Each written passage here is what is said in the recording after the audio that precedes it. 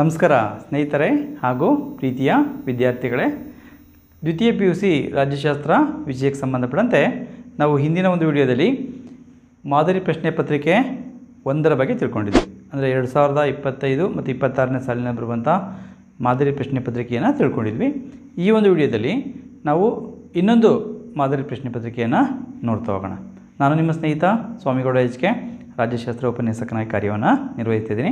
ಈ ಒಂದು ವಿಡಿಯೋ ನೋಡಿದ ನಂತರದಲ್ಲಿ ಈ ಒಂದು ವಿಡಿಯೋ ನಿಮಗೆ ಇಷ್ಟವಾದರೆ ಈ ಒಂದು ವಿಡಿಯೋನ ಲೈಕ್ ಮಾಡಿ, ಹಾಗೆ ನಿಮ್ಮ ಸ್ನೇಹಿತರ ಜೊತೆ ಕೂಡ ಇದನ್ನು ಶೇರ್ ಮಾಡ್ಕೊಳ್ಳಿ. ಹಾಗೆ ಈ ಒಂದು ಚಾನಲ್ ನೀವು ಸಬ್ಸ್ಕ್ರೈಬ್ ಮಾಡ್ಕೊಂಡಿಲ್ಲ ಅಂದರೆ ಈ ಒಂದು ಚಾನಲ್ನ ಸಬ್ಸ್ಕ್ರೈಬ್ ಮಾಡ್ಕೊಳ್ಳಿ. ನಮ್ಮ ಮುಂದೆ ಮಾಡುವಂಥ ಎಲ್ಲ ವೀಡಿಯೋಗಳು ನೇರವಾಗಿ ಬರಬೇಕು ಅಂದರೆ ಪಕ್ಕದಲ್ಲಿರುವಂಥ ಬೆಲ್ ಬಟನ್ ಕ್ಲಿಕ್ ಮಾಡಿ ನೋಟಿಫಿಕೇಷನ್ ಆಲ್ ಅಂತ ಸೆಟ್ ಮಾಡ್ಕೊಳ್ಳೋದನ್ನು ಮರಿಬೇಡಿ ಅಂತ ಹೇಳ್ತಾ ನಾವೀಗ ನೇರವಾಗಿ ಪ್ರಶ್ನೆ ಪತ್ರಿಕೆಯನ್ನು ನೋಡ್ತಾ ಹೋಗೋಣ. ನೋಡಿ, ಪ್ರಶ್ನೆ ಪತ್ರಿಕೆಯನ್ನು ನಾವಿಲ್ಲಿ ನೋಡಿದಾಗ ಮಾದರಿ ಪ್ರಶ್ನೆ ಪತ್ರಿಕೆ ಏನಿದೆ ಇದು ಕರ್ನಾಟಕ ಒಂದು ಶಾಲಾ ಪರೀಕ್ಷೆ ಮತ್ತು ಮೌಲ್ಯ ನಿರ್ಣಯ ಮಂಡಳಿ ಬಿಡುಗಡೆ ಮಾಡಿರುವಂಥ ರಾಜ್ಯಶಾಸ್ತ್ರ ವಿಷಯದ 2ನೇ ಒಂದು ಪ್ರಶ್ನೆ ಪತ್ರಿಕೆ ಆಗಿದೆ, ಮಾದರಿ ಪ್ರಶ್ನೆ ಪತ್ರಿಕೆ. ಇಲ್ಲಿ ನಾವು ಸೂಚನೆಗಳನ್ನ ಗಮನಿಸ್ಬೋದು. ಆ ಸೂಚನೆಗಳನ್ನ ವಿದ್ಯಾರ್ಥಿಗಳು ಓದ್ಕೊಳ್ಳಿ. ಹಾಗೆ ಈ ಒಂದು ಪ್ರಶ್ನೆ ಪತ್ರಿಕೆಗೆ ನಾವು ಹೋದಾಗ ಪ್ರಶ್ನೆ ಪತ್ರಿಕೆಯಲ್ಲಿ ಭಾಗ ಎ ಏನಿರುತ್ತೆ, ಪಾರ್ಟ್ ಎ ಏನಿರುತ್ತೆ, ಇಲ್ಲಿ ನಾವು ನೋಡಿದಾಗ ಈ ಒಂದು ಕೆಳಗಿನ ಪ್ರಶ್ನೆಗಳಿಗೆ ಸರಿಯಾದ ಉತ್ತರವನ್ನು ಆರಿಸಿ ಬರೆಯಿರಿ ಅಂತ ಇರುತ್ತೆ. ಇಲ್ಲಿ 5 ಪ್ರಶ್ನೆಗಳನ್ನು ನೀಡಲಾಗಿರುತ್ತೆ. ಆ 5 ಪ್ರಶ್ನೆಗಳಿಗೆ ಕೂಡ ಉತ್ತರವನ್ನು ಬರೆಯಬೇಕಾಗುತ್ತೆ. ಪ್ರಶ್ನೆಗಳು ಯಾವ ರೀತಿ ಇದೆ ನಾವು ನೋಡ್ತಾ ಹೋದಾಗ ನೋಡಿ, ಈ ಕೆಳಗಿನ ಚಿತ್ರವನ್ನು ಪರಿಗಣಿಸಿ ಅದರ ಸದಸ್ಯರಿಗೆ ಸಂಬಂಧಿಸಿದಂತೆ ಸರಿಯಾದ ಉತ್ತರವನ್ನು ಗುರುತಿಸಿ ಅಂತ ಇದೆ. ಈ ಚಿತ್ರವನ್ನು ನೀವು ಗಮನಿಸ್ಬೋದು. ಇದನ್ನು ನಾವು ತುಂಬ ಸುಲಭವಾಗಿ ವಿದ್ಯಾರ್ಥಿಗಳು ಗುರುತಿಸ್ಬೋದು ಅಂತ ಅಂದ್ಕೊಳ್ತೀನಿ. ಇಲ್ಲಿ 4 ಆಯ್ಕೆಗಳನ್ನ ನೀಡಲಾಗಿರುತ್ತೆ. ಆಯ್ಕೆಗಳನ್ನ ಗಮನಿಸ್ಕೊಳ್ಳಿ. ಅವು ಯಾವುದು ಅಂತಂದರೆ ಏಕ ಸದಸ್ಯ, ದ್ವಿಸದಸ್ಯರು, ತ್ರಿಸದಸ್ಯರು, 5 ಸದಸ್ಯರು. ಈ ಒಂದು ಆಯ್ಕೆಗಳನ್ನು ನೀವು ಗಮನಿಸಿದಾಗ ಅಲ್ಲಿ ಹಿಂದೆ ಇದ್ದಂಥ ಚಿತ್ರವನ್ನು ನೀವು ನೋಡಿದರೆ ಅದು ಚುನಾವಣಾ ಆಯೋಗದ ಚಿತ್ರ ಆಗಿದೆ. ಭಾರತದ ಚುನಾವಣಾ ಆಯೋಗ ಏನಿದೆ ಅದರ ಒಂದು ಚಿತ್ರ ಆಗಿದೆ. ಆ ಚಿತ್ರ ನೋಡಿದ ನಂತರದಲ್ಲಿ ಚುನಾವಣಾ ಆಯೋಗದಲ್ಲಿ ಎಷ್ಟು ಸದಸ್ಯರಿದ್ದಾರೆ ಅಂತ ವಿದ್ಯಾರ್ಥಿಗಳು ಗುರುತಿಸಿ ಬರೀಬೇಕಾಗುತ್ತೆ. ಇದಕ್ಕೆ ಸರಿಯಾದಂಥ ಉತ್ತರ, ಈಗ ಭಾರತದ ಚುನಾವಣಾ ಆಯೋಗ ಪ್ರಸ್ತುತ 3 ಸದಸ್ಯರನ್ನು ಹೊಂದಿರುತ್ತೆ. ಒಬ್ಬ ಮುಖ್ಯ ಚುನಾವಣಾ ಆಯುಕ್ತರು ಮತ್ತು ಇಬ್ಬರು ಇತರ ಚುನಾವಣಾ ಆಯುಕ್ತರನ್ನು ಹೊಂದಿರುತ್ತೆ. ಹಾಗಾಗಿ ಸರಿಯಾದಂಥ ಉತ್ತರ ಆಪ್ಷನ್ ಸಿ, 3 ಸದಸ್ಯರು ಅಂಥೇಳಿ ಉತ್ತರವನ್ನು ಬರೀಬೇಕಾಗುತ್ತೆ. ಅಥವಾ ನಿಮಗೆ 3 ಉತ್ತರ ಕೂಡ ಕೊಟ್ಟಿರ್ಬೋದು ಕೆಲವರ ಸಂದರ್ಭದಲ್ಲಿ, ಅದನ್ನು ಕೂಡ ವಿದ್ಯಾರ್ಥಿಗಳು ತಿಳ್ಕೊಂಡಿರಬೇಕಾಗುತ್ತೆ. ಹಾಗೆ ನಾವು ಮುಂದಿನ ಪ್ರಶ್ನೆಗೆ ಹೋದಾಗ ಇಲ್ಲಿ AITUC ಅನ್ನು ವಿಸ್ತರಿಸಿ ಅಂತ ಇದೆ. ಇದು ನಮಗೆ ಕಾರ್ಮಿಕ ಚಳುವಳಿ ಅಂತ ಏನು ಬರುತ್ತೆ ಆ ಒಂದು ಭಾಗದಲ್ಲಿ ಬರುತ್ತೆ. ಇಲ್ಲಿ ನೋಡಿದಾಗ 4 ಆಯ್ಕೆಗಳನ್ನು ನೀಡಲಾಗಿದೆ. All India Transport Union Congress, All India Trade Union Company, All India Trade Union Congress, ಹಾಗೆ All India Time Table Union Congress ಅಂಥೇಳಿ ಕೊಟ್ಟಿದ್ದಾರೆ. 4 ಆಯ್ಕೆಗಳನ್ನು ಕೊಟ್ಟರ ಜೊತೆಗೆ ವಿದ್ಯಾರ್ಥಿಗಳು ಇಲ್ಲಿ ಕೆಳಗೆ ಕೊಟ್ಟಿರುವಂಥ ಒಂದು ಸಂಕೇತಗಳಿದೆ, ಅದರಿಂದ ಸರಿಯಾದ ಉತ್ತರವನ್ನು ಆರಿಸಿ ಬರೀಬೇಕಾಗುತ್ತೆ. ಇಲ್ಲಿ ನೀವು ಅದು ಮೇಲ್ಗಡೆ ಇರುವಂಥ ಆಯ್ಕೆಗಳನ್ನು ನೋಡಿದ ತಕ್ಷಣ ಅದರಲ್ಲಿ 1, 2, 3 ಅಂತ ಬರೀಬಾರ್ದು. ಇಲ್ಲಿ ಕೆಳಗಡೆ ಕೊಟ್ಟಿರುವಂಥ ಈ ಒಂದು ಏನು ಸಂಕೇತಗಳಿದೆ ಇದನ್ನು ಕೂಡ ಗಮನಿಸಬೇಕಾಗುತ್ತೆ. ಸಂಕೇತಗಳು ಗಮನಿಸಿ ಅದರಲ್ಲೂ ಸರಿಯಾದಂಥ ಉತ್ತರ ಯಾವುದು ಅಂತೇಳಿ ಗುರುತಿಸಬೇಕಾಗುತ್ತೆ. ನೋಡಿ, ಇಲ್ಲಿ ಕೊಟ್ಟಿರುವಂಥ ಆಯ್ಕೆಗಳಲ್ಲಿ ಸರಿಯಾದಂಥ ಉತ್ತರ all India Trade Union Congress ಎಂಬುದು ಸರಿಯಾದಂಥ ಉತ್ತರ ಆಗಿದೆ. ಹಾಗೆ ಕನ್ನಡದಲ್ಲೂ ಕೂಡ ನಿಮಗೆ ಕೊಡ್ಬೋದು, ಕೆಲವು ಸಂದರ್ಭದಲ್ಲಿ ಅಖಿಲ ಭಾರತ ಟ್ರೇಡ್ ಯೂನಿಯನ್ ಕಾಂಗ್ರೆಸ್ ಅಂತೇಳಿ ಕೊಡ್ಬೋದು. ಹಾಗಾಗಿ ಸರಿಯಾದಂಥ ಉತ್ತರ ಆಪ್ಷನ್ ಸಿ 3 ಮಾತ್ರ ಆಗಿದೆ. ಅದು all India Trade Union Congress ಅಂತ ಏನಿದೆ ಸರಿಯಾದಂಥ ಉತ್ತರ. ಹಾಗಾಗಿ ಅದನ್ನು ಗುರುತಿಸಿ ಬರೀಬೇಕು. ಹಾಗೆ ನಾವು 3ನೇ ಪ್ರಶ್ನೆಗೆ ಹೋದಾಗ ಲೇಸೆ ಫೈರ್ ಎಂದರೆ ಅಂತ ಇದೆ. ಇಲ್ಲಿ ಕೂಡ ನಿಮಗೆ ಆಯ್ಕೆಗಳನ್ನ ಕೊಡಲಾಗಿದೆ. ಆಯ್ಕೆಗಳು ನಿರ್ಬಂಧಿತ ಮಾರುಕಟ್ಟೆ, ಮುಕ್ತ ಮಾರುಕಟ್ಟೆ, ಸಂಕೀರ್ಣ ಮಾರುಕಟ್ಟೆ, ವಿಶಾಲ ಮಾರುಕಟ್ಟೆ ಅಂತೇಳಿ 4 ಆಯ್ಕೆಗಳನ್ನ ಕೊಡಲಾಗಿದೆ. ಇಲ್ಲಿ ABCD ಅಂತ ಕೊಟ್ಟಿದ್ದಾರೆ. ನೀವು ನೇರವಾಗಿ ಇಲ್ಲಿ ಯಾವುದು ಸರಿಯಾದಂಥ ಉತ್ತರ ಅದನ್ನು ಆಯ್ಕೆ ಮಾಡಿ ಬರೀಬೇಕಾಗುತ್ತೆ. ಇಲ್ಲಿ ಸರಿಯಾದಂಥ ಉತ್ತರ ಲೇಸೆ ಫೈರ್ ಎಂದರೆ ಮುಕ್ತ ಮಾರುಕಟ್ಟೆ ಎಂಬುದು ಸರಿಯಾದಂಥ ಉತ್ತರ ಆಗಿದೆ. ಹಾಗೆ ನಾವು 4ನೇ ಪ್ರಶ್ನೆಗೆ ಹೋದಾಗ ವೆಸ್ಟ್ಫಾಲಿಯಾ ಒಪ್ಪಂದ ಆದ ಇಸುವಿ. ಇದು ನಿಮಗೆ 2 ಕಡೆ ಬರುತ್ತೆ. ರಾಷ್ಟ್ರ ನಿರ್ಮಾಣದಲ್ಲಿ ಏನು ರಾಷ್ಟ್ರ ನಿರ್ಮಾಣದ ಒಂದು ಅಂಶದಲ್ಲಿ ಬರುತ್ತೆ, ಆ ಸಂದರ್ಭದಲ್ಲೂ ಬರುತ್ತೆ. ಹಾಗೆ ಇನ್ನೊಂದು ಕಡೆ ಅಂತಾರಾಷ್ಟ್ರೀಯ ಸಂಘಟನೆಗಳ ಬೆಳವಣಿಗೆ ಅಂತೇನಿದೆ ಅಲ್ಲೂ ಕೂಡ ನಿಮಗೆ ಬರುತ್ತೆ. ಯಾವುದಾದ್ರು ತಿಳ್ಕೊಂಡಿರಿ ವೆಸ್ಟ್ಫಾಲಿಯಾ ಒಪ್ಪಂದ ಅಂತ ಬಂದಾಗ ಅದು ಸರಿಯಾದಂಥ ಒಂದು ಇಸ್ವಿ 1648ರಲ್ಲಿ ವೆಸ್ಟ್ಫಾಲಿಯಾ ಒಪ್ಪಂದ ನಡೆಯುತ್ತೆ. ಅದನ್ನು ಬರೀಬೇಕಾಗುತ್ತೆ. ಆಪ್ಷನ್ ಸಿ ಸರಿಯಾದಂಥ ಉತ್ತರ. ಹಾಗೆ ಮುಂದಿನ ಒಂದು ಪ್ರಶ್ನೆಗೆ ಹೋದಾಗ ಇಲ್ಲಿ 5ನೇ ಪ್ರಶ್ನೆ ನೋಡ್ಬೋದು. ಪೆರೆಸ್ಟ್ರೋಯ್ಕಾ ಮತ್ತು ಗ್ಲಾಸ್ನಾಡ್ಸ್ ಆರ್ಥಿಕ ಸುಧಾರಣೆಯನ್ನು ಜಾರಿಗೊಳಿಸಿದವರು ಅಂತ ಇದೆ. ನೋಡಿ, ಇಲ್ಲಿ ಈ ಪೆರೆಸ್ಟ್ರೋಯ್ಕಾ ಮತ್ತು ಗ್ಲಾಸ್ನಾಡ್ಸ್ ಎಂಬುದೇನಿದೆ ಇದು ರಷ್ಯಾದಲ್ಲಿ ಜಾರಿಗೊಳಿಸಿದಂಥ ಒಂದು ಆರ್ಥಿಕ ಮತ್ತು ರಾಜಕೀಯ ಸುಧಾರಣೆಗಳು. ಈ ಒಂದು ಸುಧಾರಣೆಗಳನ್ನು ಜಾರಿಗೊಳಿಸಿದವರು ಯಾರು ಅಂತ ಈ ಪ್ರಶ್ನೆಯನ್ನು ನೀಡಲಾಗಿದೆ. ಇಲ್ಲಿ 4 ಆಯ್ಕೆಗಳು ನೀಡಲಾಗಿದೆ, ಗಮನಿಸ್ಕೋಬೋದು ನೀವು. Joe Biden, Mikhail Gorbachev, Zhou Enlai, Angela Merkel ಅಂತ ಇದೆ ನೋಡಿ. ಇಲ್ಲಿ ರಷ್ಯಾಕ್ಕೆ ಸಂಬಂಧಪಟ್ಟಂಥ ನಾಯಕರು ಯಾರು ಅಂದಾಗ ಮಿಖೈಲ್ ಗೋರ್ಬಚೇವ್ ಅವರು ಸರಿಯಾದಂಥ ಉತ್ತರ ಆಗಿದೆ. ಹಾಗಾಗಿ ಈ ಒಂದು ಪ್ರಶ್ನೆಗೆ ಸರಿಯಾದಂಥ ಉತ್ತರ ಮಿಖೈಲ್ ಗೋರ್ಬಚೇವ್ ಅವರು ಸರಿಯಾದಂಥ ಉತ್ತರ ಆಗಿದೆ. ಹಾಗೆ ನಾವು ಮುಂದಿನ ಒಂದು ವಿಭಾಗಕ್ಕೆ ಹೋದಾಗ ಈ ಕೆಳಗಿನ ಪ್ರಶ್ನೆಗಳಿಗೆ ಖಾಲಿ ಬಿಟ್ಟ ಸ್ಥಳ ಭರ್ತಿ ಮಾಡಿ ಅಂತ ಇರುತ್ತೆ ನೋಡಿ. ಇಲ್ಲೂ ಕೂಡ 5 ಪ್ರಶ್ನೆಗಳಿರ್ತವೆ. 5 ಪ್ರಶ್ನೆಗಳು ಕೂಡ ಹೊಂದಿಸಿ ನಾವು ಖಾಲಿ ಬಿಟ್ಟ ಸ್ಥಳವನ್ನು ಸರಿಯಾಗಿ ಹೊಂದಿಸಿ ಅವುಗಳಿಗೆ ಯಾವುದು ಸರಿಯಾದಂಥ ಉತ್ತರ ಇರುತ್ತೆ ಅದನ್ನು ಆಯ್ಕೆ ಮಾಡಿ ಬರೀಬೇಕಾಗುತ್ತೆ. ಇಲ್ಲಿ ಮೊದಲನೇದಾಗಿ ಆಯ್ಕೆಗಳನ್ನ ನೀಡಲಾಗಿರುತ್ತೆ. ಆಯ್ಕೆಗಳನ್ನ ಕೊಟ್ಟಿರ್ತಾರೆ. ಆಯ್ಕೆಗಳನ್ನ ಕೊಟ್ಟು ಆನಂತರದ ಪ್ರಶ್ನೆಗಳನ್ನ ಕೇಳಲಾಗಿರುತ್ತೆ. ಮೊದಲೇ ನಾವು ಗಮನಿಸ್ಬೋದು ಇಲ್ಲಿ ರಾಷ್ಟ್ರಪತಿ, ಹಾಗೆ 2010 NSG, ಹಾಗೆ 1985 ಮೇಧಾ ಪಾಟ್ಕರ್ ಅಂತ ಆಯ್ಕೆಗಳನ್ನ ನೀಡಿದ್ದಾರೆ. ಈ ಒಂದು ಇದಕ್ಕೆ ನಾವು ಆಯ್ಕೆಗೆ ಸರಿಯಾದಂಥ ಉತ್ತರಗಳು ಯಾವ ಪ್ರಶ್ನೆಗಳು ಯಾವುದು ಅಂತ ನೋಡಿದಾಗ 6ನೇ ಒಂದು ಪ್ರಶ್ನೆ ನೋಡು, ಡ್ಯಾಶ್ರಂದು ಪಕ್ಷಾಂತರ ನಿಷೇಧ ಕಾಯ್ದೆಯು ಜಾರಿಗೆ ಬಂದಿತು ಅಂತ ಇದೆ. ಇಲ್ಲಿಗೆ ಸರಿಯಾದಂಥ ಉತ್ತರ ಅಲ್ಲಿ 2 ಇಸ್ವಿಗಳಿದೆ, 2010 ಮತ್ತು 1985. ತುಂಬ ಸುಲಭವಾಗಿ ಗುರುತಿಸ್ಬೋದು ಪಕ್ಷಾಂತರ ನಿಷೇಧ ಕಾಯ್ದೆ ಯಾವಾಗ ಜಾರಿಗೆ ಬಂತು ಅಂತೇಳಿ. ಅದು ಸರಿಯಾದಂಥ ಉತ್ತರ 1985 ಏಪ್ರಿಲ್ 1ರಿಂದ ಜಾರಿಗೆ ಬರುತ್ತೆ. ಹಾಗಾಗಿ 1985 ಅಂತ ಬರೆದ್ರೆ ಸಾಕು. ಹಾಗೆ ನೆಕ್ಸ್ಟ್ ನಾವು ನೋಡುವಂಥದ್ದು 7ನೇ ಒಂದು ಪ್ರಶ್ನೆ, ಡ್ಯಾಶ್ರವರು ನರ್ಮದಾ ಬಚಾವೋ ಆಂದೋಲನದ ನಾಯಕರಾಗಿದ್ದರು ಅಂತ ಇದೆ. ಇಲ್ಲಿ ಹೆಸರು ಡ್ಯಾಶ್ರವರು ಅಂತ ಇರೋದ್ರಿಂದ ಅಲ್ಲಿ ನೀವು ಒಂದು ಮೇಧಾ ಪಾಟ್ಕರ್ ಅವರು ಅಂತ ಬರಿಬೋದು ಅಥವಾ ರಾಷ್ಟ್ರಪತಿ ರವರು ಅಂತ ನಾವು ಬರಿಬೋದು. ಆದರೆ ನೀವು ನರ್ಮದಾ ಬಚಾವೋ ಆಂದೋಲನ ಅಂತ ಬಂದಾಗ ನಿಮಗೆ ತುಂಬ ಸುಲಭವಾಗಿ ಗುರುತಿಸಿ ವಿದ್ಯಾರ್ಥಿಗಳು ಬರಿಬೋದು ಮೇಧಾ ಪಾಟ್ಕರ್ ಅವರ ಹೆಸರಿದೆ. ಹಾಗಾಗಿ ಆ ಹೆಸರನ್ನು ನೀವು ಬರೀಬೇಕಾಗುತ್ತೆ. ಹಾಗೆ ನಾವು ಇನ್ನೊಂದು ಪ್ರಶ್ನೆ ಮುಂದಿನ ಒಂದು 8ನೇ ಒಂದು ಪ್ರಶ್ನೆ ನೋಡುವಂಥದ್ದು, ಡ್ಯಾಶ್ರವರು ರಾಷ್ಟ್ರೀಯ ತುರ್ತು ಪರಿಸ್ಥಿತಿ ಸಮಯದಲ್ಲಿ ಹಣಕಾಸಿನ ಅಧಿಕಾರಗಳನ್ನು ಚಲಾಯಿಸುವರು ಅಂತ ಇದೆ ನೋಡಿ. ಇಲ್ಲಿ ಈ ಒಂದು ಡ್ಯಾಶ್ ಬಂದಾಗ ಇಲ್ಲಿ ಆ ಒಂದು ಹುದ್ದೆ ಹೆಸರನ್ನು ಬರೀಬೇಕಾಗುತ್ತೆ. ಹಾಗಾಗಿ ಡ್ಯಾಶ್ರವರು ಹಣಕಾಸಿನ ಅಧಿಕಾರವನ್ನು ಚಲಾಯಿಸ್ತಾರೆ ಅಂತ ಅಂದಾಗ ಯಾರನ್ನು ಬರೀಬೇಕು? ಆಗ ಸರಿಯಾದಂಥ ಉತ್ತರ ರಾಷ್ಟ್ರಪತಿ, ಅದು ಸರಿಯಾದಂಥ ಉತ್ತರ ಆಗಿದೆ. ಹಾಗಾಗಿ ಅವೆರಡರಲ್ಲಿ ವಿದ್ಯಾರ್ಥಿಗಳು ಆಯ್ಕೆ ಮಾಡಿಕೊಂಡು ಒಂದಕ್ಕೆ ಮೇಧಾ ಪಾಟ್ಕರ್ ಮತ್ತು ಇನ್ನೊಂದಕ್ಕೆ ರಾಷ್ಟ್ರಪತಿ ಅವರು ಅಂತ ಹೇಳಿ ಕೊಟ್ಟಾಗ ಅದನ್ನು ಸರಿಯಾಗಿ ಉತ್ತರವನ್ನು ಹುಡುಕಿ ಬರೀಬೇಕಾಗುತ್ತೆ. ಹಾಗೆ 9ನೇ ಪ್ರಶ್ನೆ, ಡ್ಯಾಶ್ರಲ್ಲಿ ದಕ್ಷಿಣ ಆಫ್ರಿಕಾ ಬ್ರಿಕ್ಸ್ನ ಸದಸ್ಯ ರಾಷ್ಟ್ರವಾಯಿತು ಅಂತ ಇದೆ. ಇಲ್ಲಿ ಡ್ಯಾಶ್ರಲ್ಲಿ ಅಂತಂದಾಗ ನಾವು ಆಲ್ರೆಡಿ 1 ಇಸ್ವಿನ ಬರೆದ್ಬಿಟ್ಟಿದ್ವಿ ಪಕ್ಷಾಂತರ ನಿಷೇಧ ಕಾಯ್ದೆಗೆ, ಇನ್ನೊಂದು ಇಸ್ವಿ ಉಳ್ಕೊಂಡಿರುತ್ತೆ. ಹಾಗಾಗಿ ತುಂಬ ಸುಲಭವಾಗಿ 2010ರಲ್ಲಿ ಅಂಥೇಳಿ ಅದನ್ನು ಬರಿಬೋದು ನೋಡಿ. ಈ ರೀತಿ ಬಿಟ್ಟ ಸ್ಥಳ ತುಂಬುವಂಥ ಪ್ರಶ್ನೆಗಳು ತುಂಬ ಸುಲಭವಾಗಿರ್ತವೆ. ವಿದ್ಯಾರ್ಥಿಗಳು ಅವುಗಳನ್ನು ಗುರುತಿಸಿ ಸರಿಯಾದಂಥ ಉತ್ತರವನ್ನು ಬರೀಬೇಕು. ಹಾಗೆ ನೆಕ್ಸ್ಟ್ ನಾವು ಮುಂದೆ ನೋಡುವಂಥ ಪ್ರಶ್ನೆ 10ನೇ ಪ್ರಶ್ನೆ, ಡ್ಯಾಶ್ ಎಂಬುದು ಅಣು ಸರಬರಾಜು ಗುಂಪಿನ ರಾಷ್ಟ್ರಗಳು ಅಂತ ಇದೆ ನೋಡಿ. ಇಲ್ಲಿ ಗುಂಪಿನ ರಾಷ್ಟ್ರಗಳು ಅಂತ ಬಂದಾಗ ಅಲ್ಲಿ ನೀವು ತುಂಬ ಸುಲಭವಾಗಿ ಗುರುತಿಸ್ಬೋದು NSG, ಅಂದರೆ ನ್ಯೂಕ್ಲಿಯರ್ ಸಪ್ಲೈ ಗ್ರೂಪ್ ಅಂತ ನಾವು ಅದನ್ನು ಕರಿತೇವೆ. ಹಾಗಾಗಿ ಅದರ ವಿಸ್ತರಣಾ ರೂಪ ನಿಮಗೆ ಗೊತ್ತಿದ್ದರೆ ಅಲ್ಲಿ ಗುಂಪಿನ ರಾಷ್ಟ್ರಗಳು ಅಂತ ಇದೆ. ಹಾಗಾಗಿ ತುಂಬ ಸುಲಭವಾಗಿ ಅದನ್ನು ಗುರುತಿಸಿ ಬರೀಲಿಕ್ಕೆ ಸಾಧ್ಯ ಆಗುತ್ತೆ. ಪರಮಾಣು ಒಂದು ಪೂರೈಕೆದಾರ ರಾಷ್ಟ್ರಗಳ ಒಂದು ಗುಂಪಾಗಿರುತ್ತೆ, ಅದನ್ನು ಬರೀಬೇಕು. ಹಾಗೆ ನಾವು ಮುಂದಿನ ಒಂದು ವಿಭಾಗಕ್ಕೆ ಹೋದಾಗ ಇಲ್ಲಿ ಹೊಂದಿಸಿ ಬರೆಯಿರಿ ಅಂತ ಪ್ರಶ್ನೆಗಳಿರ್ತವೆ. ಹೊಂದಿಸಿ ಬರೆಯೋಕ್ಕೆ ಇಲ್ಲಿ A ಮತ್ತು B 2 ಪಟ್ಟಿಗಳನ್ನು ನೀಡಲಾಗಿರುತ್ತೆ. ಆ ಪಟ್ಟಿಗಳು ನಿಮಗೆ ಸಾಮಾನ್ಯವಾಗಿ ನೀವು ಗಮನಿಸ್ಕೋಬೋದು ಈ ರೀತಿಯಲ್ಲಿ ಇರ್ತವೆ ನೋಡಿ. ಇಲ್ಲಿ ಭಾರತ ರಾಷ್ಟ್ರೀಯ ಕಾಂಗ್ರೆಸ್, ಹಾಗೆ JPSC, ಭ್ರಷ್ಟಾಚಾರ ನಿಷೇಧ ಕಾಯ್ದೆ, ಡಿ ರಿಪಬ್ಲಿಕಾ, ಮಾನವ ಹಕ್ಕುಗಳ ಸಾರ್ವತ್ರಿಕ ಘೋಷಣೆ ಅಂಥೇಳಿ ಆ ಕಡೆ A ಭಾಗದಲ್ಲಿ ನೀಡಲಾಗಿದೆ. ಹಾಗೆ ಈ ಕಡೆ B ಭಾಗದಲ್ಲಿ ಅದಕ್ಕೆ ಹೊಂದಿಕೆ ಆಗದೇ ಇರುವಂಥ ಅಂಶಗಳನ್ನ ನೀಡಲಾಗಿದೆ. ಆ ಹೊಂದಿಕೆ ಆಗದಿರುವಂಥ ಅಂಶಗಳನ್ನ ನಿಮಗೆ ಹೇಳ್ತಾ ಹೋಗೋದಿಲ್ಲ, ಗಮನಿಸ್ಕೊಳ್ಳಿ.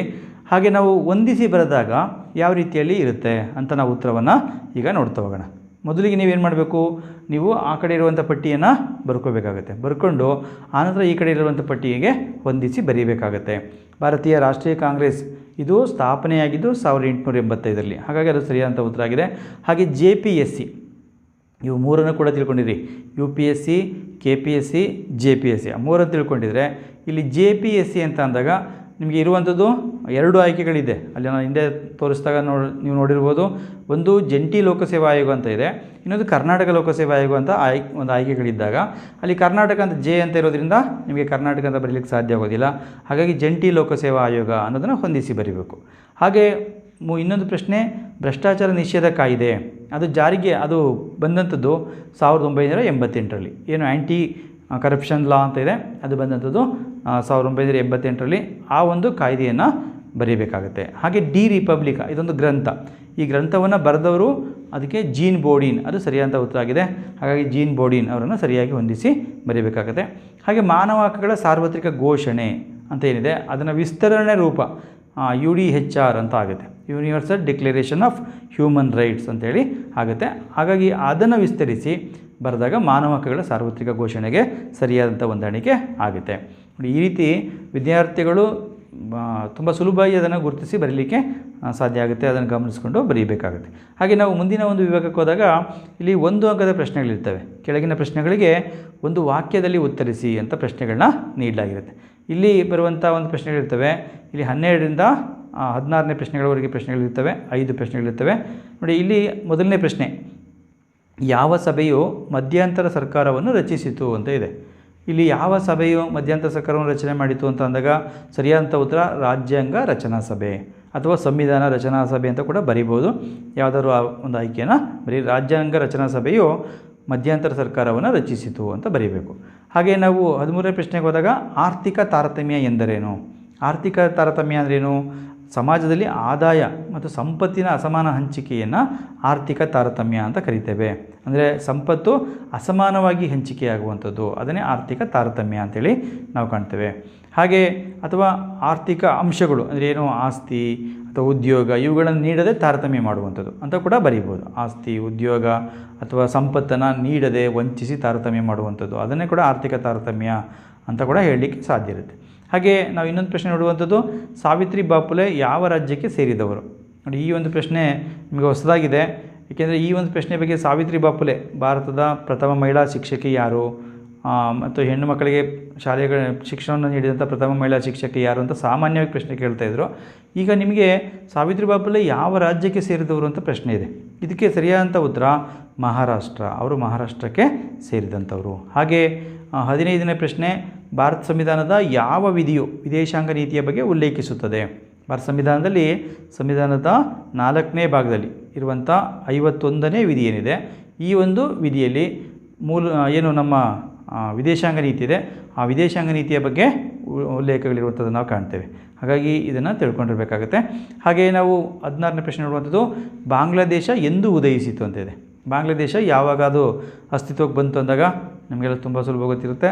1971ರಲ್ಲಿ ಅದು ಅಸ್ತಿತ್ವಕ್ಕೆ ಬರುತ್ತೆ. 1971ರಲ್ಲಿ ಭಾರತ ಪಾಕಿಸ್ತಾನ ಯುದ್ಧ ಆಗುತ್ತೆ. ಅದಾದ ನಂತರ ಅದೇ ವರ್ಷದಲ್ಲಿ ಆ ಒಂದು ಬಾಂಗ್ಲಾದೇಶ ವಿಮೋಚನೆಗೊಂಡು ಹೊಸದಾಗಿ ಒಂದು ದೇಶ ರಚನೆಯಾಗುವಂಥದ್ದನ್ನು ನಾವು ಕಾಣ್ತೇವೆ. ಅದನ್ನು ನೆನಪಿಟ್ಕೊಂಡಿರಿ. ಹಾಗೆ ನಾವು ನೆಕ್ಸ್ಟ್ ನೋಡುವಂಥದ್ದು ಮುಂದಿನ ಒಂದು ಭಾಗದಲ್ಲಿ ಭಾಗ ಬಿ ಏನಿದೆ, ಇಲ್ಲಿ 2 ಅಂಕದ ಪ್ರಶ್ನೆಗಳನ್ನ ನಾವು ಕಾಣ್ತೇವೆ. 2 ಅಂಕದ ಪ್ರಶ್ನೆಗಳಿಗೆ ಈ ಕೆಳಗಿನ ಯಾವುದಾದ್ರೂ 5 ಪ್ರಶ್ನೆಗಳಿಗೆ ಪ್ರತಿಯೊಂದಕ್ಕೂ ಕೂಡ 2-3 ವಾಕ್ಯಗಳಲ್ಲಿ ಉತ್ತರಿಸಿ ಅಂತ ಪ್ರಶ್ನೆಗಳಿರ್ತವೆ. ಸಾಮಾನ್ಯ ನಾನು ನಿಮಗೆ ಎಲ್ಲ ಪ್ರಶ್ನೆಗಳಿಗೆ ಉತ್ತರ ಕೊಟ್ಟಿರ್ತೇನೆ. ನೀವು ಸರಿಯಾದಂಥ ಆಯ್ಕೆ ಮಾಡಿಕೊಂಡು ಯಾವುದಾದ್ರೂ 5 ಪ್ರಶ್ನೆಗಳಿಗೆ ಉತ್ತರವನ್ನು ಬರೆಯಿರಿ. ಹಾಗೆ ನಾವು ಇಲ್ಲಿ ಪ್ರಶ್ನೆ ನೋಡುವಂಥದ್ದು, ಏಕಪಕ್ಷ ಪದ್ಧತಿ ಎಂದರೇನು ಉದಾಹರಣೆ ಕೊಡಿ ಅಂತ ಇದೆ. ನಿಮಗೆ ಸಾಮಾನ್ಯವಾಗಿ ಇದುವರೆಗೆ ಬಹುಪಕ್ಷ ಪದ್ಧತಿ ಎಂದರೇನು ಅಂತ ಜಾಸ್ತಿ ಕೇಳ್ತಿರ್ತಾರೆ. ಈ ಸಲ ಏಕಪಕ್ಷ ಪದ್ಧತಿ ಎಂದರೇನು ಈ ಪ್ರಶ್ನೆ ಪತ್ರಿಕೆಯಲ್ಲಿದೆ. ಇದಕ್ಕೆ ಏಕಪಕ್ಷ ಪದ್ಧತಿ ಅಂದ್ರೇನು? ವೆರಿ ಸಿಂಪಲ್ಲಾಗಿ ಹೇಳಿದ್ರೆ, ಒಂದು ರಾಷ್ಟ್ರದಲ್ಲಿ ಒಂದು ಪಕ್ಷ ಮಾತ್ರ ಇದ್ದರೆ ಅದನ್ನು ಏಕಪಕ್ಷ ಪದ್ಧತಿ ಅಂತ ಕರೀತೇವೆ. ಸಾಮಾನ್ಯವಾಗಿ ಯಾವುದೇ ರಾಷ್ಟ್ರದಲ್ಲಾದರೂ ಕೂಡ ಒಂದು ಪಕ್ಷ ಇದ್ದರೂ ಕೂಡ ಚಿಕ್ಕ ಚಿಕ್ಕ ಪಕ್ಷಗಳು ಇರ್ತವೆ. ಹಾಗಾಗಿ ಆ ಒಂದು ಉತ್ತರಕ್ಕಿಂತ ಇನ್ನೂ ಸೂಕ್ತವಾಗಿ ಬರಬೇಕಂದ್ರೆ, ಒಂದು ರಾಷ್ಟ್ರದ ರಾಜಕೀಯ ವ್ಯವಸ್ಥೆಯಲ್ಲಿ ಒಂದು ಪಕ್ಷ ಮಾತ್ರ ನಿರ್ಣಾಯಕ ಪಾತ್ರ ವಹಿಸುತ್ತಿದ್ದರೆ ಅದನ್ನು ಏಕಪಕ್ಷ ಪದ್ಧತಿ ಎನ್ನುತ್ತೇವೆ. ಉದಾಹರಣೆಗೆ ಚೀನಾದ ಕಮ್ಯುನಿಸ್ಟ್ ಪಕ್ಷ. ನೋಡಿ, ಚೀನಾದಲ್ಲಿ ಕೆಲವು ಸಣ್ಣ ಪುಟ್ಟ ಪಕ್ಷಗಳು ಇದ್ದರೂ ಕೂಡ ಕಮ್ಯುನಿಸ್ಟ್ ಪಕ್ಷ ಹೆಚ್ಚು ಅಲ್ಲಿ ಒಂದು ಪ್ರಾಬಲ್ಯವನ್ನು ಹೊಂದಿರುವಂಥದ್ದು ನಾವು ಕಾಣ್ತೇವೆ. ಚುನಾವಣೆಗಳಲ್ಲಿ ನಿರ್ಣಾಯಕ ಪಾತ್ರವನ್ನು ಅದು ವಹಿಸುತ್ತೆ. ಹಾಗಾಗಿ ಅಲ್ಲಿ ಏಕಪಕ್ಷ ಪದ್ಧತಿ ಇದೆ ಅಂತ ನಾವು ಹೇಳ್ತೀವಿ. ಹಾಗೆ ನಾವು ಮುಂದಿನ ಪ್ರಶ್ನೆಗೆ ಹೋದಾಗ, ಕೇಂದ್ರ ಲೋಕಸೇವಾ ಆಯೋಗದ ಸದಸ್ಯರಿಗಿರುವ ಅರ್ಹತೆಗಳ್ಯಾವುವು ಅಂತ ಇದೆ. ಕೇಂದ್ರ ಲೋಕಸೇವಾ ಆಯೋಗದ ಸದಸ್ಯರಾಗಬೇಕು ಅಂದರೆ ಯಾವ ಅರ್ಹತೆಗಳನ್ನ ಹೊಂದಿರಬೇಕು ಅಂದರೆ, ನೋಡಿ, ಸಂವಿಧಾನದ ಪ್ರಕಾರ ಅರ್ಧದಷ್ಟು ಸದಸ್ಯರಿಗೆ ಕನಿಷ್ಠ 10 ವರ್ಷಗಳ ಕಾಲ ಅವರು ಕೇಂದ್ರ ಅಥವಾ ರಾಜ್ಯ ಸರ್ಕಾರದಲ್ಲಿ ಆಡಳಿತಾತ್ಮಕ ಅನುಭವ ಹೊಂದಿರಬೇಕಾಗುತ್ತದೆ. ಆಡಳಿತಾತ್ಮಕ ಸೇವಾ ಅನುಭವ ಹೊಂದಿರಬೇಕು ಅಂತ ಬರೀಬೋದು. ಹಾಗೆ ಈ ಉಳಿದಂಥ ಅರ್ಧದಷ್ಟು ಸದಸ್ಯರಿಗೆ ಯಾವುದೇ ಅರ್ಹತೆಗಳನ್ನು ನಿಗದಿಪಡಿಸಿರುವುದಿಲ್ಲ ಅಂತ ಇದೆ. ಆದರೆ ಸಾಮಾನ್ಯವಾಗಿ ಗಣನೀಯವಾದಂಥ ಒಂದು ಸೇವೆ ಸಲ್ಲಿಸ್ತಿದ್ದಂಥವ್ರನ್ನೇ ಸರ್ಕಾರ ಅವರನ್ನು ಆಯ್ಕೆ ಮಾಡುವಂಥ ಕೆಲಸವನ್ನು ಮಾಡುತ್ತೆ. ವಿವಿಧ ಕ್ಷೇತ್ರಗಳಲ್ಲಿ ಸೇವೆ ಸಲ್ಲಿಸಿರ್ತಾರೆ, ಅಂಥವ್ರನ್ನ ಆಯ್ಕೆ ಮಾಡೋಕ್ಕೆ ಈ ಒಂದು ಅವಕಾಶವನ್ನು ನೀಡಲಾಗಿದೆ. ಹಾಗೆ ನಾವು ಮುಂದಿನ ಒಂದು ಪ್ರಶ್ನೆ ನೋಡಿದಾಗ 19ನೇ ಪ್ರಶ್ನೆ, ಇಲ್ಲೊಂದು ಚಿತ್ರವನ್ನು ಕೊಡಲಾಗಿದೆ. ಈ ಕೆಳಗಿನ ಚಿತ್ರವನ್ನು ಗುರುತಿಸಿ ಅದರ ಸೇವೆಗಳನ್ನು ತಿಳಿಸಿ ಅಂತ ಇದೆ. ನೋಡಿ, ಇಲ್ಲೊಂದು ಚಿತ್ರವನ್ನು ನೀಡಲಾಗಿದೆ. ಚಿತ್ರವನ್ನು ಗಮನಿಸ್ಕೊಳ್ಳಿ. ಇದು ದೆಹಲಿಯಲ್ಲಿರುವಂಥ ಒಂದು ಕಟ್ಟಡ. ನಮ್ಮ ಏನು ಸೆಕ್ರೆಟರಿಯೇಟ್ ಇದೆ, ಕೇಂದ್ರ ಸಚಿವಾಲಯ, ಆ ಕೇಂದ್ರ ಸಚಿವಾಲಯ ಇರುವಂಥ ಒಂದು ಕಟ್ಟಡದ ಒಂದು ಚಿತ್ರವನ್ನು ನೀಡಲಾಗಿದೆ. ಅದನ್ನು ವಿದ್ಯಾರ್ಥಿಗಳು ಗುರುತಿಸಬೇಕು. ಗುರುತಿಸಿ ಕೇಂದ್ರ ಸಚಿವಾಲಯ ಅಂದರೆ ಯಾವುದಕ್ಕೆ ಸಂಬಂಧಪಟ್ಟದ್ದು? ಕೇಂದ್ರ ಸರ್ಕಾರಕ್ಕೆ ಸಂಬಂಧಪಟ್ಟದ್ದು. ಅದಕ್ಕೆ ಸಂಬಂಧಪಟ್ಟಂಥ ಸೇವೆಗಳು ಯಾವುದು ಅಂತ ಅಂದಾಗ ನಾವಿಲ್ಲಿ ಉತ್ತರವನ್ನು ಕೇಂದ್ರ ಸೇವೆಗಳು ಯಾವುದು ಅಂತ ಬರೀಬೇಕಾಗತ್ತೆ. ಭಾರತೀಯ ವಿದೇಶಾಂಗ ಸೇವೆ, ಭಾರತೀಯ ರಕ್ಷಣಾ ಸೇವೆ, ಭಾರತೀಯ ಕಂದಾಯ ಸೇವೆ, ಭಾರತೀಯ ಅಂಚೆ ಸೇವೆ, ಭಾರತೀಯ ಆರ್ಥಿಕ ಸೇವೆ, ಭಾರತೀಯ ಇಂಜಿನಿಯರಿಂಗ್ ಸೇವೆ, ಈ ಥರ ಹಲವಾರು ಸೇವೆಗಳಿದೆ. ಅವುಗಳಲ್ಲಿ ಯಾವುದಾದ್ರೂ ಎರಡನ್ನು ಬರೆದ್ರೆ ಸಾಕು. ಹಾಗಾಗಿ ನೀವು ಇದನ್ನು ಗಮನಿಸ್ಕೊಂಡು ಉತ್ತರವನ್ನು ಬರೀಬೇಕಾಗುತ್ತೆ. ಇದನ್ನು ಸೂಕ್ಷ್ಮವಾಗಿ ವಿದ್ಯಾರ್ಥಿಗಳು ಚಿತ್ರವನ್ನು ಗಮನಿಸಿ ಆ ಒಂದು ಚಿತ್ರ ಯಾವುದು, ಅದು ಎಲ್ಲಿದೆ ಅಂತ ನಿಮಗೆ ಗೊತ್ತಾದ ತಕ್ಷಣ ಅದು ಸೇವೆಗಳು ಅಂತ ಯಾವುದಂತ ಗುರುತಿಸಿ ನೀವು ಬರೀಲಿಕ್ಕೆ ಸಾಧ್ಯ ಆಗುತ್ತೆ. ಹಾಗೆ 20ನೇ ಪ್ರಶ್ನೆ, ಕರ್ನಾಟಕದಲ್ಲಿ ದಲಿತ ಸಂಘರ್ಷ ಸಮಿತಿಯನ್ನು ಯಾರು ಮತ್ತು ಯಾವಾಗ ಸ್ಥಾಪಿಸಿದರು ಅಂತ ಇದೆ. ದಲಿತ ಸಂಘರ್ಷ ಸಮಿತಿ ಏನಿದೆ ಇದನ್ನು ಪ್ರೊಫೆಸರ್ ಬಿ ಕೃಷ್ಣಪ್ಪ ಅವರವರು 1974ರಲ್ಲಿ ಸ್ಥಾಪಿಸ್ತಾರೆ. ಹಾಗಾಗಿ ಆ ಒಂದು ಉತ್ತರವನ್ನು ಬರೀಬೇಕು. ಹಾಗೆ ನಾವು ಮುಂದಿನ ಪ್ರಶ್ನೆಗೆ ಹೋದಾಗ ನೆರೆಹೊರೆಯ ಶಾಂತಿ ಸಮಿತಿಗಳು ಎಂದರೇನು? ಇದು ನಿಮಗೆ ಕೋಮುವಾದ ಏನಿದೆ ಅದರ ಪರಿಹಾರಗಳಲ್ಲಿ ಬರುತ್ತೆ. ಆ ಕೋಮುವಾದಕ್ಕಿರುವಂಥ ಪರಿಹಾರಗಳಲ್ಲಿ ನೆರೆಹೊರೆಯ ಶಾಂತಿ ಸಮಿತಿಗಳು ಕೂಡ ಒಂದಾಗಿರುತ್ತೆ. ಇಲ್ಲಿ ಉತ್ತರವನ್ನು ನಾವು ಒಂದು ಸ್ವಲ್ಪ ಸಂಕ್ಷಿಪ್ತಗೊಳಿಸಿ ಅದನ್ನು ಕೊಟ್ಟಿದ್ದೇನೆ. ಒಂದು ಪ್ರದೇಶದಲ್ಲಿ ಕೋಮು ಭಾವನೆಗಳನ್ನು ತಡೆಗಟ್ಟಿ ಸಾಮಾಜಿಕ ಸೌಹಾರ್ದತೆ ಮತ್ತು ಶಾಂತಿ ಕಾಪಾಡಲು ಎಲ್ಲ ಧರ್ಮದ ಮುಖಂಡರುಗಳನ್ನು ಒಳಗೊಂಡು ರಚಿಸಲ್ಪಟ್ಟಂಥ ಸ್ಥಳೀಯ ಸಮಿತಿಗಳನ್ನೇ ನೆರೆಹೊರೆಯ ಶಾಂತಿ ಸಮಿತಿಗಳು ಎಂದು ಕರೆಯುತ್ತೇವೆ. ಅಂದರೆ ಕೋಮುವಾದ ಇರುವಂಥ ಒಂದು ಪ್ರದೇಶಗಳು ಅಥವಾ ಕೋಮು ಘರ್ಷಣೆಗಳಾದಂಥ ಪ್ರದೇಶಗಳಲ್ಲಿ ಅಥವಾ ಕೋಮು ಘರ್ಷಣೆಗಳು ಆಲ್ರೆಡಿ ಈಗ ಆಗೋಗಿರುವಂಥ ಒಂದು ಪ್ರದೇಶಗಳಲ್ಲಿ ಅಲ್ಲಿ ಶಾಂತಿಯನ್ನು ಸ್ಥಾಪಿಸುವಂಥ ಉದ್ದೇಶದಿಂದ ಎಲ್ಲ ಒಂದು ಧರ್ಮಗಳ ಮುಖಂಡರನ್ನು ಒಳಗೊಂಡಂತೆ ರಚಿಸುವಂಥ ಸಮಿತಿಗಳನ್ನೇ ನೆರೆಹೊರೆಯ ಶಾಂತಿ ಸಮಿತಿಗಳು ಅಂತ ಕರೀತೇವೆ. ಹಾಗೆ ನಾವು 22ನೇ ಪ್ರಶ್ನೆ ನೋಡುವಂಥದ್ದು ಇಂಡಿ ಮೈತ್ರಿಕೂಟದ 2 ಮಿತ್ರ ಪಕ್ಷಗಳನ್ನು ತಿಳಿಸಿ ಅಂತ ಇದೆ. ಇಲ್ಲಿ ಇಂಡಿ ಮೈತ್ರಿಕೂಟ ಅಂದರೆ ಇಂಡಿಯಾ ಮೈತ್ರಿಕೂಟ. ನಾವೇನು ಹಿಂದೆ UPA ಯುನೈಟೆಡ್ ಪ್ರೋಗ್ರೆಸಿವ್ ಅಲಯನ್ಸ್ ಅಂತ ಹೇಳ್ತಾಯಿದ್ವಿ. ಈಗ ಅದರ ಹೆಸರನ್ನು ಬದಲಾವಣೆ ಮಾಡಲಾಗಿದೆ. ಇಂಡಿ ಮೈತ್ರಿಕೂಟ ಅಥವಾ ಇಂಡಿಯಾ ಮೈತ್ರಿಕೂಟ, ಇಂಡಿಯನ್ ನ್ಯಾಷನಲ್ ನಾವೇನು ಇನ್ಕ್ಲೂಸಿವ್ ಅಲಯನ್ಸ್ ಅಂತ ಇದೆ. ಆ ಒಂದು ಅಲಯನ್ಸ್ ಏನಿದೆ ಅದರಲ್ಲಿ ಬರುವಂಥ ಮೈತ್ರಿ ಪಕ್ಷಗಳು ಅಂದರೆ ಏನು ಹಿಂದೆ UPA ಪಕ್ಷಕ್ಕೆ ನೀವು ಬರೀತಿದ್ರೋ ಅದೇ ಒಂದು ಪಕ್ಷಗಳನ್ನು ಇಲ್ಲಿ ಬರೀಬೇಕಾಗತ್ತೆ. ಇಲ್ಲಿ ನಾವು ನೋಡುವಂಥದ್ದು ಯಾವುದು ಅಂತಂದರೆ ಮುಖ್ಯವಾಗಿ ಇಂಡಿಯಾ ಮೈತ್ರಿಕೂಟ ಅಂತ ಬಂದಾಗ ಇಂಡಿಯನ್ ನ್ಯಾಷನಲ್ ಕಾಂಗ್ರೆಸ್, ಭಾರತೀಯ ರಾಷ್ಟ್ರೀಯ ಕಾಂಗ್ರೆಸ್ಸು, ಹಾಗೆ ಆಲ್ ಇಂಡಿಯಾ ತೃಣಮೂಲ ಕಾಂಗ್ರೆಸ್ ಅಥವಾ TMC ಅಂತ ಕರೀತೀವಿ, ತೃಣಮೂಲ ಕಾಂಗ್ರೆಸ್ ಅಂತ ಬರೆದರೂ ಕೂಡ ಆಗುತ್ತೆ. ಹಾಗೆ ಇನ್ನೊಂದು DMK, ದ್ರಾವಿಡ ಮುನ್ನೇತ್ರ ಕಜಗಂ ಅಂತ ನಾವು ಅದನ್ನು ಕರಿತೇವೆ. ಹಾಗೆ ಇನ್ನೊಂದು ಆಮ್ ಆದ್ಮಿ ಪಕ್ಷ, AAP ಅಂತ ಬರೀಬೋದು. ಹಾಗೆ ಸಮಾಜವಾದಿ ಪಕ್ಷ, ಹಾಗೆ ರಾಷ್ಟ್ರೀಯ ಜನತಾದಳ, ಹಾಗೆ ಜಾರ್ಖಂಡ್ ಮುಕ್ತಿ ಮೋರ್ಚಾ. ನೋಡಿ, ಈ ಒಂದು ಪಕ್ಷಗಳಲ್ಲಿ ಯಾವುದಾದ್ರು 2 ಪಕ್ಷಗಳನ್ನ ಬರೆದರೆ ಸಾಕು. ನೀವು ತುಂಬ ಸುಲಭವಾಗಿ ಭಾರತೀಯ ರಾಷ್ಟ್ರೀಯ ಕಾಂಗ್ರೆಸ್ ಅದೇ ಮುಖ್ಯವಾಗಿ ಆ ಒಂದು ಪಕ್ಷದ ನೇತೃತ್ವ ವಹಿಸ್ಕೊಂಡಿರುವಂಥದ್ದು. ಹಾಗಾಗಿ ಅದನ್ನು ಬರಿಬೋದು. ಅದನ್ನು ತುಂಬ ಸುಲಭವಾಗಿ ನೀವು ಬರೆದ್ರೆ ಇನ್ನೊಂದು ಪಕ್ಷವನ್ನು ನೀವು ಇತ್ತೀಚೆಗೆ ಬಿಹಾರದ ಚುನಾವಣೆ ನಡೆಸ್ಕೊಂಡ್ರೆ ಅಲ್ಲಿ RJD, ರಾಷ್ಟ್ರೀಯ ಜನತಾದಳ, ಅವೆರಡು ಒಟ್ಟಿಗೆ ಸೇರಿಕೊಂಡು ಚುನಾವಣೆ ಸ್ಪರ್ಧಿಸಿದ್ವು. ಅದನ್ನು ನೀವು ನೆನಪಿಟ್ಕೊಂಡಿದ್ರೆ RJDಯನ್ನು ಉದಾಹರಣೆಗೆ ಬರಲಿಕ್ಕೆ ಸಾಧ್ಯ ಆಗುತ್ತೆ. ಹಾಗಾಗಿ ತುಂಬ ಸುಲಭವಾಗಿ ಅದನ್ನು ಬರಿಬೋದು. ಹಾಗೆ ನಾವು ಮುಂದಿನ ಪ್ರಶ್ನೆಗೆ ಹೋದಾಗ ಅಂತಾರಾಷ್ಟ್ರೀಯ ಸಂಬಂಧಗಳ 2 ಅನುಕೂಲಗಳನ್ನು ತಿಳಿಸಿ ಅಂತ ಇದೆ. ಅಂತಾರಾಷ್ಟ್ರೀಯ ಸಂಬಂಧಗಳ 2 ಅನುಕೂಲಗಳು ಅಂತಂದರೆ ಮೊದಲನೇದಾಗಿ ಅಂತಾರಾಷ್ಟ್ರೀಯ ಸಮಸ್ಯೆಗಳಿಗೆ ಪರಿಹಾರ ಕಂಡುಕೊಳ್ಳಬಹುದು ಮತ್ತು ಇವುಗಳನ್ನು ದ್ವಿಪಕ್ಷೀಯ, ಬಹುಪಕ್ಷೀಯ, ಪರಸ್ಪರ ಮಾತುಕತೆಗಳಿಂದ ಬಗೆಹರಿಸಿಕೊಳ್ಳಬಹುದು ಅಥವಾ ನಿರ್ಧರಿಸಬಹುದು. ಹಾಗೆ ಅಂತಾರಾಷ್ಟ್ರೀಯ ಸಂಬಂಧಗಳೇನಿರ್ತವೆ ಸಂಕುಚಿತ ಭಾವನೆಯನ್ನು ಶಮನಗೊಳಿಸಿ ಅಂತಾರಾಷ್ಟ್ರೀಯವಾದವನ್ನು ವೃದ್ಧಿಸುತ್ತದೆ ಅಂತ ಬರೀಬೋದು. ಅಥವಾ ಯುದ್ಧವನ್ನು ತಡೆಗಟ್ಟುತ್ತದೆ, ಯುದ್ಧವನ್ನು ತಡೆಗಟ್ಟಿ ಮೈತ್ರಿಯನ್ನು ಉಂಟು ಮಾಡುವಲ್ಲಿ ಬಹಳ ಮುಖ್ಯವಾದ ಪಾತ್ರವನ್ನು ವಹಿಸುತ್ತೆ. ಹಾಗೆ ನಿಶಸ್ತ್ರೀಕರಣ ಇರ್ಬೋದು, ಸಾಮೂಹಿಕ ಭದ್ರತಾ ಕ್ರಮಗಳಿರ್ಬೋದು, ಅಂತಾರಾಷ್ಟ್ರೀಯ ಪ್ರಗತಿಗೆ ಇದು ಸಹಾಯಕ ಆಗಿರುತ್ತೆ. ಹಾಗೆ ವಿಶ್ವದ ಜನರಲ್ಲಿ ಒಂದು ವಿಶ್ವ ಪ್ರೇಮದ ಭಾವನೆಯನ್ನು ಮೂಡಿಸಿ ಸಂಕುಚಿತವಾದಂಥ ಭಾವನೆಗಳನ್ನು ತೆಗೆದುಹಾಕುವಲ್ಲಿ ಪ್ರಮುಖ ಪಾತ್ರ ವಹಿಸುತ್ತೆ.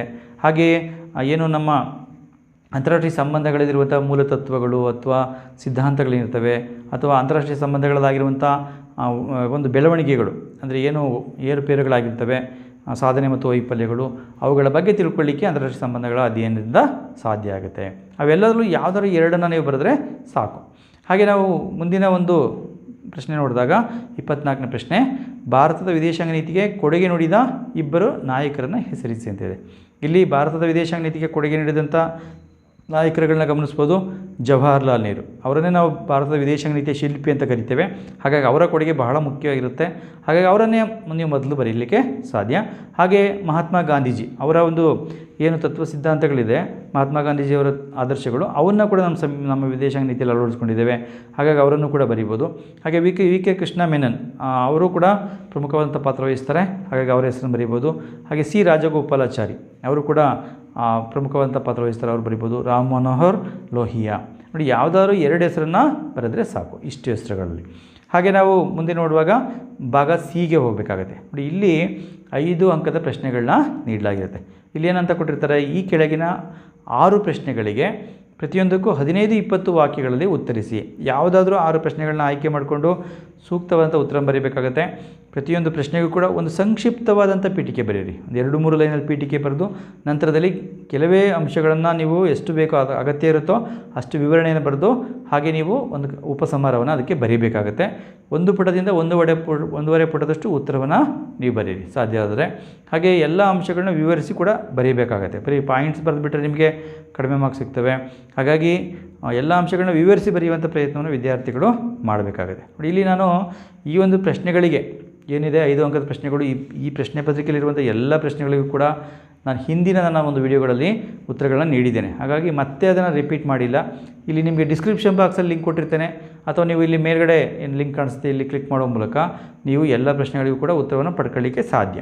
ಹಾಗೆ ನಿಮಗೆ ಒಂದು ಪ್ಲೇಲಿಸ್ಟ್ ಲಿಂಕನ್ನೇ ನಾನು ನಿಮ್ಗೆ ಕೊಟ್ಟಿರ್ತೇನೆ, ಅದನ್ನು ಡಿಸ್ಕ್ರಿಪ್ಷನ್ ಬಾಕ್ಸಲ್ಲಿ ಬೇಕಾದ್ರೂ ಕೂಡ ನೀವು ನೋಡಲಿಕ್ಕೆ ಸಾಧ್ಯ ಇರುತ್ತೆ. ಇಲ್ಲಿ ಪ್ರಥಮ ಲೋಕಸಭಾ ಚುನಾವಣೆ ಕುರಿತು ಟಿಪ್ಪಣಿ ಬರೆಯಿರಿ.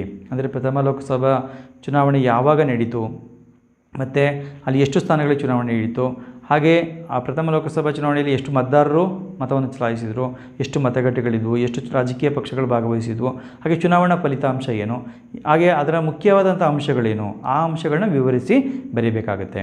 ಹಾಗೆ 26ನೇ ಪ್ರಶ್ನೆ, ರಾಜ್ಯಗಳ ಏಕೀಕರಣದಲ್ಲಿ ಸರ್ದಾರ್ ವಲ್ಲಭಾಯ್ ಪಟೇಲ್ ಅವರ ಪಾತ್ರವನ್ನು ತಿಳಿಸಿ ಅಂತ ಇದೆ. ನೋಡಿ, ರಾಜ್ಯಗಳ ಏಕೀಕರಣ ಮಾಡುವಲ್ಲಿ ಸರ್ದಾರ್ ವಲ್ಲಭಾಯ್ ಪಟೇಲ್ ಅವರು ಪ್ರಮುಖವಾದ ಪಾತ್ರ ವಹಿಸ್ತಾರೆ. ಇಂಡಿಯನ್ ಸ್ಟೇಟ್ ಡಿಪಾರ್ಟ್ಮೆಂಟಿನ ಒಂದು ನೇತೃತ್ವವನ್ನು ವಹಿಸಿಕೊಂಡು ಅವರು ತಮ್ಮದೇ ಆದಂಥ ಒಂದು ಯೋಜನೆಯನ್ನು ರೂಪಿಸ್ತಾರೆ. ಅದನ್ನೇ ನಾವು ಪಟೇಲ್ ಸ್ಕೀಮ್ ಅಂತ ಕರಿತೇವೆ. ಆ ಪಟೇಲ್ ಸ್ಕೀಮ್ ಏನಿದೆ ಅದನ್ನು ನೀವು ಇಲ್ಲಿ ಬರೀರಿ. ಏಕೆಂದರೆ ನಿಮಗೆ ಸರ್ದಾರ್ ವಲ್ಲಭಾಯ್ ಪಟೇಲ್ ಅವರ ಪಾತ್ರ ಅಂತ ಬಂದಾಗ ಆ ಪಟೇಲ್ ಸ್ಕೀಮನ್ನು ರೂಪಿಸಿದಂಥ ಒಂದು ಕೀರ್ತಿ ಕೂಡ ಅವರಿಗೆ ಸಲ್ಲುತ್ತೆ. ಹಾಗಾಗಿ ಈ ಒಂದು ಉತ್ತರದಲ್ಲಿ ನೀವು ಆ ಪಟೇಲ್ ಸ್ಕೀಮನ್ನು ಕೂಡ ಸಂಕ್ಷಿಪ್ತವಾಗಿ ವಿವರಿಸಿ. ಹಾಗೆ ಕೊನೆಗೆ ನೀವು ಸರ್ದಾರ್ ವಲ್ಲಭಾಯ್ ಪಟೇಲ್ ಅವರ ಒಂದು ಯಾವ ರೀತಿಯಲ್ಲಿ ಅವರ ದಕ್ಷತೆ, ಪ್ರಾಮಾಣಿಕತೆ, ಅವರ ಮುತ್ಸದಿತನ, ಅವರ ಚಾಣಾಕ್ಷತೆ ನಮ್ಮ ಒಂದು ರಾಜ್ಯಗಳ ಏಕೀಕರಣದಲ್ಲಿ ಪ್ರಮುಖವಾದಂಥ ಪಾತ್ರ ವಹಿಸುತ್ತೆ ಅಂತ ಒಂದು ಕನ್ಕ್ಲೂಷನನ್ನು ನೀವು ಬರೀಬೇಕಾಗುತ್ತೆ. ಹಾಗೆ ನಾವು ಮುಂದೆ ನೋಡುವಂಥದ್ದು 27ನೇ ಪ್ರಶ್ನೆ, ನಾಗರಿಕ ಸೇವಾವರ್ಗದ ಲಕ್ಷಣಗಳನ್ನು ವಿವರಿಸಿ. ಇದನ್ನಂತೂ ತುಂಬ ಸಲ ಪ್ರಶ್ನೆಗಳ ಪತ್ರಿಕೆಯಲ್ಲಿ ಕೇಳಿರ್ತಾರೆ. ಡಿಸ್ಕ್ರಿಪ್ಷನ್ ಬಾಕ್ಸಲ್ಲಿ ಲಿಂಕ್ ಕೊಟ್ಟಿರ್ತೇನೆ, ಗಮನಿಸ್ಕೊಳ್ಳಿ. ನಾಗರಿಕ ಸೇವಾ ವರ್ಗ ಎಂದರೇನು, ಅದರ ಬಗ್ಗೆ ಒಂದು ಪೀಠಿಕೆಯನ್ನು ಬರೀರಿ. ನಂತರದಲ್ಲಿ ಅದರಲ್ಲಿರುವಂಥ ಒಂದು ಲಕ್ಷಣಗಳನ್ನು ಒಂದೊಂದಾಗಿ ವಿವರಿಸಬೇಕು. ಒಂದು 2-3 ಲೈನಲ್ಲಿ ವಿವರಿಸ್ಕೊಂಡು ಹೋಗಿ. ವೃತ್ತಿನಿರತ ವರ್ಗ, ಅಧಿಕಾರ ಶ್ರೇಣಿ ಪದ್ಧತಿ, ರಾಜಕೀಯ ತಾಟಸ್ಥ್ಯ, ಅನಾಮಧೇಯತೆ, ನಿಷ್ಪಕ್ಷಪಾತತೆ, ಸೇವಾ ಮನೋಭಾವ, ಹಾಗೆ ಕಾನೂನಿನ ಮಿತಿ, ವಿಶೇಷವಾದಂಥ ತರಬೇತಿಯನ್ನು ನೀಡುವಂಥದ್ದು ಇರ್ಬೋದು. ಹಾಗೆ ಒಂದು ಕಾಯಂ ಅಥವಾ ಶಾಶ್ವತವಾಗಿರುವಂಥದ್ದು. ಈ ಎಲ್ಲ ಒಂದು ಲಕ್ಷಣಗಳನ್ನ ಸಂಕ್ಷಿಪ್ತ ವಿವರಿಸಿ ಕೊನೆಗೆ ಒಂದು ಉಪಸಂಹಾರವನ್ನು ನೀವು ಬರೀಬೇಕಾಗುತ್ತೆ. ಹಾಗೆ ನಾವು 28ನೇ ಪ್ರಶ್ನೆ ನೋಡಿದಾಗ ಕಾರ್ಮಿಕ ಚಳುವಳಿಯ ಕಾರಣಗಳಾವವು. ಇದಂತೂ ತುಂಬ ಸುಲಭವಾಗಿ ಬರಿಬೋದು. ಕಾರ್ಮಿಕರ ಒಂದು ಚಳುವಳಿ ಅಂದರೆ ಏನು, ಕಾರ್ಮಿಕರು ಅಂದರೆ ಯಾರು ಅಂತ ಪೀಠಿಕೆಯಲ್ಲಿ ಬರೀರಿ. ಹಾಗೆ ನಂತರದಲ್ಲಿ ಕಾರ್ಮಿಕ ಚಳುವಳಿಯ ಕಾರಣಗಳನ್ನ ವಿವರಿಸ್ಕೊಂಡು ಹೋಗಿ. ಏನು, ಕಾರ್ಮಿಕರ ಹಿತಾಸಕ್ತಿಯನ್ನು ನಿರ್ಲಕ್ಷ್ಯ ಮಾಡುವಂಥದ್ದು, ಹಾಗೆ ಉದ್ಯೋಗಿಗಳನ್ನು ಕಡೆಗಣನೆ ಮಾಡುವಂಥದ್ದು, ಹಾಗೆ ಸೌಲಭ್ಯಗಳನ್ನು ಪಡೀಲಿಕ್ಕೋಸ್ಕರ, ಹಾಗೆ ಕಲ್ಯಾಣ ಕಾರ್ಯಕ್ರಮಗಳಿಗೋಸ್ಕರ, ಹಾಗೆ ಅಸಂಘಟಿತ ಕಾರ್ಮಿಕರ ಒಂದು ಸ್ಥಿತಿಗತಿಗಳೇನಿರ್ತವೆ, ಇವುಗಳು ಮುಖ್ಯವಾಗಿ ಕಾರ್ಮಿಕ ಚಳುವಳಿಗೆ ಪ್ರಮುಖ ಕಾರಣಗಳು. ಅವುಗಳನ್ನು ನೀವು ಬರೀಬೇಕಾಗುತ್ತೆ. ಹಾಗೆ ನಾವು 29ನೇ ಪ್ರಶ್ನೆ ನೋಡಿದಾಗ ರಾಷ್ಟ್ರ ನಿರ್ಮಾಣಕ್ಕೆ ಎದುರಾಗುವ ಅಡಚಣೆಗಳನ್ನು ವಿಮರ್ಶಾತ್ಮಕವಾಗಿ ವಿವರಿಸಿ. ವಿಮರ್ಶಾತ್ಮಕವಾಗಿ ಅಂತಂದರೆ ಏನು ತಲೆ ಕೆಡಿಸ್ಕೊಳ್ಳೋಕೆ ಹೋಗಬೇಡಿ. ಏನು ರಾಷ್ಟ್ರ ನಿರ್ಮಾಣಕ್ಕೆ ಇರುವಂಥ ಅಡೆತಡೆಗಳಿದೆ ಅವುಗಳನ್ನು ನೀವು ಬರ್ಕೊಂಡೋದ್ರೆ ಸಾಕು. ಅವು ಯಾವ ರೀತಿ ತಡೆಯನ್ನು ಉಣ್ತವೆ ಅನ್ನೋದು ಅಂಶವನ್ನು ಬರ್ಕೊಂಡೋದ್ರೆ ಸಾಕಾಗುತ್ತೆ. ಅಲ್ಲಿ ಬಡತನ, ಜನಸಂಖ್ಯಾ ಸ್ಫೋಟ, ಹಾಗೆ ಪ್ರಾದೇಶಿಕ ಅಸಮತೋಲನ, ಸಾಮಾಜಿಕ ಮತ್ತು ರಾಜಕೀಯ ಕ್ಷೋಭೆ ಇರ್ಬೋದು, ರಾಜಕೀಯ ಬಿಕ್ಕಟ್ಟುಗಳಿರ್ಬೋದು, ಇವೆಲ್ಲವೂ ಕೂಡ ಈ ಒಂದು ರಾಷ್ಟ್ರ ನಿರ್ಮಾಣಕ್ಕೆ ತೊಡಕುಗಳಾಗಿದೆ. ಅವುಗಳನ್ನ ವಿವರಿಸ್ಕೊಂಡು ಹೋದ್ರೆ ಸಾಕು. ಅವೇ ನಿಮಗೆ ಅಲ್ಲಿ ವಿಮರ್ಶೆಯನ್ನು ಮಾಡಿಬಿಡ್ತವೆ. ಹಾಗಾಗಿ ಮೊದಲಿಗೆ ಪೀಠಿಕೆ ಬರೀರಿ. ರಾಷ್ಟ್ರ ನಿರ್ಮಾಣ ಎಂದರೇನು, ಅದಕ್ಕೆ ಯಾವ ರೀತಿ ತೊಡಕುಗಳು ಬರ್ತವೆ, ಹಾಗೆ ಉಪಸಂಹಾರವನ್ನು ಕೂಡ ಒಂದು ಸಣ್ಣದಾಗಿ ಬರೆದರೆ ಸಾಕು. ಹಾಗೆ ನಾವು 30ನೇ ಪ್ರಶ್ನೆಯನ್ನು ನಾವು ಮುಂದಿನ ಒಂದು ಪ್ರಶ್ನೆಗೆ ಹೋದಾಗ 30ನೇ ಪ್ರಶ್ನೆ, ಸಮ್ಮಿಶ್ರ ಸರ್ಕಾರದ ಅವಗುಣಗಳು ಅಂತಿದೆ. ಇಲ್ಲಿ ನಿಮಗೆ ಅವಗುಣಗಳು ಯಾವುದು ಅವನ್ನು ಕೇಳಿದ್ದಾರೆ. ರಾಜಕೀಯ ಸ್ಥಿರತೆ ಇರ್ಬೋದು, ದೃಢ ನಿರ್ಧಾರಗಳನ್ನು ಕೈಗೊಳ್ಳಲಿಕ್ಕೆ ಸಾಧ್ಯ ಆಗದಿರುವಂಥದ್ದು ಇರ್ಬೋದು. ಹಾಗೆ ಹಲವಾರು ಅಂಶಗಳಿದೆ. ನಾನು ಡಿಸ್ಕ್ರಿಪ್ಷನ್ ಬಾಕ್ಸಲ್ಲಿ ಲಿಂಕ್ ಕೊಟ್ಟಿರ್ತೇನೆ, ಅವುಗಳನ್ನು ನೀವು ಬರೀ ಹೆಚ್ಚು ವೆಚ್ಚದಾಯಕವಾಗಿರುತ್ತೆ. ಒಂದು 6-7 ಅಂಶಗಳನ್ನ ಮುಖ್ಯವಾಗಿ ನೀವು ಬರೆದು ಅವುಗಳಿಗೆ ಉತ್ತರವನ್ನು ಬರೀಬೋದು. ಫಸ್ಟು ನೀವು ಪೀಠಿಕೆ ಬರೀರಿ, ಸಮ್ಮಿಶ್ರ ಸರ್ಕಾರ ಅಂದರೆ ಏನು, ಅದರಿಂದ ಯಾವ ರೀತಿಯಲ್ಲಿ ಅವಗುಣಗಳು ಉಂಟಾಗ್ತವೆ ಅಂತ ಹೇಳಿ ಒಂದೊಂದು ಅವಗುಣಗಳು ಬರೆದು ಒಂದು ಉಪಸಂಹಾರ ಬರೆದರೆ ಸಾಕು. ಹಾಗೆ ಭಯೋತ್ಪಾದನೆ ವಿರುದ್ಧ ಯುವಜನತೆಯ ಪಾತ್ರವನ್ನು ವಿವರಿಸಿ ಅಂತಿದೆ. ಭಯೋತ್ಪಾದನೆ ವಿರುದ್ಧ ಯುವಜನತೆ ಯಾವ ರೀತಿ ಹೋರಾಟ ಮಾಡಬೇಕು, ಭಯೋತ್ಪಾದನೆ ಅಂದರೆ ಏನು, ರಾಜ್ಯ ಪ್ರೇರಿತ ಭಯೋತ್ಪಾದನೆ, ಕೆಲವು ವಿಧಗಳಿದೆ, ಅದನ್ನು ಪೀಠಿಕೆಯಲ್ಲಿ ಸಂಕ್ಷಿಪ್ತವಾಗಿ ಬರೆದ್ಬಿಟ್ಟು ಆನಂತರದಲ್ಲಿ ಭಯೋತ್ಪಾದನೆಯ ಬಗ್ಗೆ ಯುವಜನತೆ ಯಾವ ರೀತಿ ಹೋರಾಡ್ಬೋದು, ಶಿಕ್ಷಣದ ಮೂಲಕ ಅರಿವನ್ನು ಮೂಡಿಸುವುದು, ಸರ್ಕಾರಕ್ಕೆ ಮಾಹಿತಿಯನ್ನು ನೀಡುವಂಥದ್ದು, ಹಾಗೆ ಸಾಲ್ವಾ ಜುಡಮ್ ಏನು ಬರುತ್ತೆ ಆ ಯುವಕರು ಯಾವ ರೀತಿ ಹೋರಾಟ ಮಾಡ್ಬೋದು, ಹಾಗೆ ರಾಷ್ಟ್ರೀಯ ಒಂದು ಭಾವನೆಯನ್ನು ಮೂಡಿಸುವ ಮೂಲಕ, ಭಯೋತ್ಪಾದನೆ ವಿರೋಧ ಭಾವನೆಯನ್ನು ಮೂಡಿಸುವ ಮೂಲಕ, ಹಾಗೆ ಏನು ಮಲಾಲಾ ಯೂಸುಫ್ ಜೈ ಅವರ ಒಂದು ಉದಾಹರಣೆ ಕೊಡಿ, ಎಲ್ಲ ಒಂದು ಅಂಶಗಳನ್ನ ವಿವರಿಸಿ ಒಂದು ಉಪಸಂಹಾರವನ್ನು ಕೊನೆಗೆ ಬರೀರಿ. ಅಲ್ಲಿ ನಿಮಗೆ ಚರ್ಚಿಲ್ ಅವರ ಒಂದು ಹೇಳಿಕೆ ಇರ್ಬೋದು, ಹಾಗೆ ಜಾನ್ ಕೆರಿ ಅವರ ಒಂದು ಹೇಳಿಕೆಗಳಿರ್ಬೋದು, ಅವುಗಳನ್ನ ಉಪಸಂಹಾರದಲ್ಲಿ ಬರೆದು ಒಂದು ಕನ್ಕ್ಲೂಷನ್ ಮಾಡಿದರೆ ಸಾಕು. ಈ ರೀತಿ ನಾನು ನಿಮಗೆ ಉತ್ತರಗಳನ್ನ ಡಿಸ್ಕ್ರಿಪ್ಷನ್ ಬಾಕ್ಸಲ್ಲಿ ಕೊಟ್ಟಿರ್ತೀನಿ, ಅದನ್ನು ಗಮನಿಸ್ಕೊಳ್ಳಿ. ಹಾಗೆ 32ನೇ ಪ್ರಶ್ನೆ, ಇಲ್ಲಿ ಕೆಳಗಿನ ಚಿತ್ರವನ್ನು ಪರಿಗಣಿಸಿ ಮತ್ತು ಅದರ ಸ್ಥಾಪನೆಯ ಕುರಿತು ಒಂದು ಟಿಪ್ಪಣಿ ಬರೆಯಿರಿ ಅಂತ ಇದೆ. ಇದನ್ನು ನೀವು ಗಮನಿಸ್ಬೋದು, ವಿದ್ಯಾರ್ಥಿಗಳು ಇದನ್ನು ತಿಳ್ಕೊಂಡಿರಬೇಕಾಗತ್ತೆ. ಈ ಚಿತ್ರವನ್ನು ನೀವು ನೋಡಿದರೆ ಇದು ವಿಶ್ವಸಂಸ್ಥೆ ಏನಿದೆ ಆ ವಿಶ್ವಸಂಸ್ಥೆಯ ಒಂದು ಕಚೇರಿ, ಆ ಒಂದು ಕಚೇರಿ ಇದೆ. ಅದಕ್ಕೆ ನಿಮಗೆ ವಿಶ್ವಸಂಸ್ಥೆಯ ಕಚೇರಿ ಅಂತ ನಿಮಗೆ ಗೊತ್ತಾದ ತಕ್ಷಣ ಸಾಮಾನ್ಯವಾಗಿ ಅಷ್ಟೊಂದು ಫ್ಲ್ಯಾಗ್ಗಳಿರ್ತವೆ, ಹಲವಾರು ರಾಷ್ಟ್ರಗಳ ಸಂಕೇತ ಅದು. ಹಾಗೆ ಆ ಒಂದು ಕಟ್ಟಡವನ್ನು ನೀವು ಗುರುತಿಸಬೇಕಾಗುತ್ತೆ. ವಿಶ್ವಸಂಸ್ಥೆಯ ಒಂದು ಕೇಂದ್ರ ಕಚೇರಿ ನ್ಯೂಯಾರ್ಕ್ನಲ್ಲಿ ಇರುವಂಥ ಕಚೇರಿ. ಈ ಒಂದು ವಿಶ್ವಸಂಸ್ಥೆಯನ್ನು ಗಮನಿಸಿದಾಗ ಅಲ್ಲಿರುವಂತಹ ಏನು ನಮ್ಮ ಅದರ ರಚನೆಗೆ ಸಂಬಂಧಪಟ್ಟಂಥ ಒಂದು ಅಂಶಗಳಿರ್ತವೆ, ಅದನ್ನು ಬರೆದ್ರಾಯಿತು. ಇಲ್ಲಿ ಸಾಮಾನ್ಯ ಸಭೆ, ಹಾಗೆ ಭದ್ರತಾ ಮಂಡಳಿ, ಅದು ಹೇಗೆ ಸ್ಥಾಪನೆ ಆಯಿತು ಅಂತ ಬರೀರಿ. ಸ್ಥಾಪನೆ ಆದಂಥ ಒಂದು ಅಂಶಗಳನ್ನು, ಅದು ಯಾವಾಗ ಅದಕ್ಕೆ ಸಂಬಂಧಪಟ್ಟಂತೆ ಒಪ್ಪಂದ ಆಗುವಂಥದ್ದು 1942ರಲ್ಲಿ ಆದಂಥದ್ದು, ಮೂಲ ಸದಸ್ಯ ರಾಷ್ಟ್ರಗಳು ಆ ನಂತರದಲ್ಲಿ ಬರುವಂಥದ್ದು, ಆ ನಂತರದಲ್ಲಿ 1945ರಲ್ಲಿ ರಚನೆ ಬಂದಂಥದ್ದು, ಆ ಅಂಶಗಳ ಬಗ್ಗೆ ಸ್ಥಾಪನೆಯನ್ನು ಕುರಿತು ಒಂದು ಟಿಪ್ಪಣಿಯನ್ನು ಬರೀಬೇಕಾಗತ್ತೆ. ಹಾಗೆ ನಾವು ಮುಂದಿನ ಒಂದು ಇದರಲ್ಲಿ ನೋಡುವಂಥದ್ದು ಭಾರತ ಮತ್ತು ಸಾರ್ಕ್ನ 5 ಪ್ರಾದೇಶಿಕ ಸಹಕಾರಿ ಕ್ಷೇತ್ರಗಳನ್ನ ಕುರಿತು ಬರೆಯಿರಿ ಅಂತ ಇದೆ. ಇಲ್ಲಿ ಭಾರತ ಮತ್ತು ಸಾರ್ಕ್ ಏನಿದೆ ಇವೆರಡೂ ಕೂಡ ಒಟ್ಟೊಟ್ಟಿಗೆ ಕೆಲಸ ಮಾಡ್ತಿರೋಂಥ ನಾವು ಕಾಣ್ತೇವೆ. ಏಕೆಂದರೆ ಭಾರತ ಸಾರ್ಕ್ನ ಸದಸ್ಯ ರಾಷ್ಟ್ರ ಆಗಿದೆ. ಇಲ್ಲಿ ಭಾರತದ ನೇರವಾಗಿ ಸಾರ್ಕ್ನಲ್ಲಿರೋದ್ರಿಂದ ಅದರ ಮತ್ತು ಭಾರತ ನಡುವಿರುವಂಥ ಸಹಕಾರಿ ಕ್ಷೇತ್ರಗಳನ್ನ ವಿವರಿಸಿ ಬರಿಬೋದು. ಡಿಸ್ಕ್ರಿಪ್ಷನ್ ಬಾಕ್ಸಲ್ಲಿ ಲಿಂಕ್ ಕೊಟ್ಟಿರ್ತೇನೆ, ಅದನ್ನು ಬರೀರಿ. ಸಾರ್ಕ್ನ ಪ್ರಾದೇಶಿಕ ಕೇಂದ್ರಗಳಿರ್ಬೋದು, ಹಾಗೆ ಸಾರ್ಕ್ ಅಭಿವೃದ್ಧಿ ನಿಧಿ ಇರ್ಬೋದು, ಹಾಗೆ ಪರಿಸರಕ್ಕೆ ಸಂಬಂಧಪಟ್ಟಂತೆ ಇರ್ಬೋದು, ಹಾಗೆ ಭಯೋತ್ಪಾದನೆ ನಿಗ್ರಹಕ್ಕೆ ಸಂಬಂಧಪಟ್ಟಂತೆ ಇರ್ಬೋದು, ಆರ್ಥಿಕ ಒಂದು ಸಹಕಾರಕ್ಕೆ ಸಂಬಂಧಪಟ್ಟಂತೆ ಇರ್ಬೋದು, ಆ ಅಂಶಗಳನ್ನು ವಿವರಿಸಿ ಕೊನೆಗೆ ಒಂದು ಕನ್ಕ್ಲೂಷನನ್ನು ಬರೀಬೇಕಾಗುತ್ತೆ.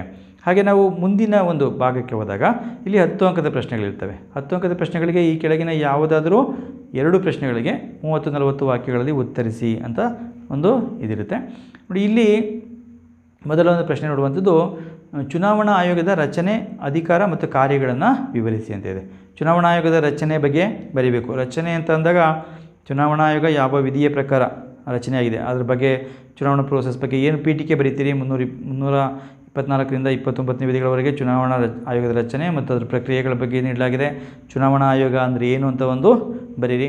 ಆನಂತರ ನೀವು ಚುನಾವಣಾ ಆಯೋಗದ ರಚನೆ, ಅದರಲ್ಲಿ ಚುನಾವಣಾ ಆಯೋಗದಲ್ಲಿ ಸದಸ್ಯರ ಸಂಖ್ಯೆ ಎಷ್ಟು, ಅದನ್ನು ಹಿಂದೆ ನಾವು ಈ ಒಂದು ವಿಡಿಯೋದಲ್ಲೇ ಮೊದಲೇ ಪ್ರಶ್ನೆಯಲ್ಲಿ ನೋಡಿದ್ದೇವೆ. ಸದಸ್ಯರ ಸಂಖ್ಯೆ ನಿಮಗೆ ಸಿಕ್ಕಿರುತ್ತೆ, 3 ಸದಸ್ಯರು ಇರ್ತಾರೆ. ಹಾಗೆ ಚುನಾವಣಾ ಆಯೋಗದ ಆಯುಕ್ತರನ್ನು ಯಾರು ನೇಮಕ ಮಾಡ್ತಾರೆ, ಹಾಗೆ ಅವರಿಗೇನು ಅರ್ಹತೆಗಳಿರಬೇಕು, ಹಾಗೆ ಅವರಿಗೆ ಅವರ ಒಂದು ವೇತನ ಮತ್ತು ಸವಲತ್ತುಗಳೇನಿರ್ತವೆ, ಹಾಗೆ ಅವರ ಅಧಿಕಾರಾವಧಿ ಎಷ್ಟು, ಅಧಿಕಾರಾವಧಿಯನ್ನು ಮುಖ್ಯವಾಗಿ ಬರೀರಿ. ಅವರಿಗೆ 65 ವರ್ಷಗಳವರೆಗೆ 6 ವರ್ಷ ಅಥವಾ 65 ವರ್ಷದೊಳಗೆ ಅಧಿಕಾರಾವಧಿಯನ್ನು ಹೊಂದಿರ್ತಾರೆ, ಅದನ್ನು ಬರೀರಿ. ಹಾಗೆ ಪದಚ್ಯುತಿ ವಿಧಾನ ಹೇಗಿರುತ್ತೆ, ಚುನಾವಣಾ ಆಯೋಗದ ಆಯುಕ್ತರ ಪದಚ್ಯುತಿ ವಿಧಾನ, ಅದನ್ನು ಬರೀರಿ. ಇಷ್ಟು ಅಂಶಗಳನ್ನ ಬರೆದ್ರೆ ನೀವು ರಚನೆಯನ್ನು ಬರೆದಂತಾಗುತ್ತೆ. ಆನಂತರ ಅಧಿಕಾರ ಮತ್ತು ಕಾರ್ಯಗಳನ್ನ ಬರೀಬೇಕು. ಅಧಿಕಾರ ಮತ್ತು ಕಾರ್ಯಗಳು ಅಂದರೆ ಎರಡೂ ಕೂಡ ಒಂದೇ ಇದರಲ್ಲಿ ಬರ್ಕೊಂಡು ಹೋಗ್ತೀವಿ. ಮೊದಲು ಏನು ನಾವು ಚುನಾವಣಾ ಆಯೋಗದ ಒಂದು ಕಾರ್ಯಗಳಿದೆ, ಅದನ್ನು ಮೊದಲಿಗೆ ಅವೆರಡು ಮುಖ್ಯವಾದ ಕಾರ್ಯಗಳು ಬರೀಬೇಕು. ಇದು ಮತದಾರರ ಪಟ್ಟಿ ಸಿದ್ಧಪಡಿಸುವಂಥದ್ದು ಅದೊಂದು ಕಾರ್ಯ, ಹಾಗೆ ಇನ್ನೊಂದು ಚುನಾವಣೆಗಳನ್ನು ನಡೆಸುವಂಥದ್ದು ಅದು ಆ ಕಾರ್ಯಗಳು. ಹಾಗೆ ನಂತರದಲ್ಲಿ ಪ್ರಜಾಪ್ರತಿನಿಧಿ ಕಾಯ್ದೆ ಏನಿದೆ ಆ ಕಾಯ್ದೆಗೆ ಅನುಗುಣವಾಗಿ ಚುನಾವಣಾ ಆಯೋಗ ಹಲವಾರು ಕಾರ್ಯಗಳು ನಿರ್ವಹಿಸುತ್ತೆ. ಅದನ್ನು ನಾನು ವಿಸ್ತಾರವಾಗಿ ನಿಮಗೆ ಒಂದು ವಿಡಿಯೋ ಪ್ರತ್ಯೇಕವಾಗಿ ಚುನಾವಣಾ ಆಯೋಗದ ಅಧಿಕಾರ ಮತ್ತು ಕಾರ್ಯಗಳು ಅಂತ ಹೇಳಿ ನಿಮಗೆ ಡಿಸ್ಕ್ರಿಪ್ಷನ್ ಬಾಕ್ಸಲ್ಲಿ ಲಿಂಕ್ ಕೊಟ್ಟಿರ್ತೇನೆ, ಅದನ್ನು ನೋಡ್ಕೊಳ್ಳಿ, ನಿಮಗೆ ಸಂಪೂರ್ಣವಾದಂಥ ಉತ್ತರ ಸಿಗುತ್ತೆ. ಹಾಗೆ ನಾವು ಮುಂದಿನ ಪ್ರಶ್ನೆ ನೋಡುವಂಥದ್ದು ಅನಕ್ಷರತೆ ಪ್ರಜಾಪ್ರಭುತ್ವಕ್ಕೆ ಒಂದು ಅಡ್ಡಿ ಹೇಗೆ. ಅದರ ನಿವಾರಣೋಪಾಯಗಳನ್ನು ವಿವರಿಸಿ ಅಂತ ಇದೆ. ಅನಕ್ಷರತೆ ಅಂತ ನೀವು ಫಸ್ಟ್ ಪೀಠಿಕೆ ಬರೀರಿ. ಅನಕ್ಷರತೆ ಭಾರತ ಪ್ರಜಾಪ್ರಭುತ್ವ ಹೇಗೆ ತೊಡಕಾಗುತ್ತೆ, ಒಂದು ರಾಷ್ಟ್ರದಲ್ಲಿ ಸಾಕ್ಷರತೆ ಪ್ರಮಾಣ ಕಡಿಮೆ ಇದ್ದಾಗ ಹೆಚ್ಚಿದ್ದಾಗ ಯಾವ ರೀತಿ ಅದು ಪ್ರಜಾಪ್ರಭುತ್ವದ ಮೇಲೆ ಪರಿಣಾಮ ಬೀರುತ್ತೆ ಅಂತೇಳಿ ಒಂದು ಪೀಠಿಕೆ ಬರೀರಿ.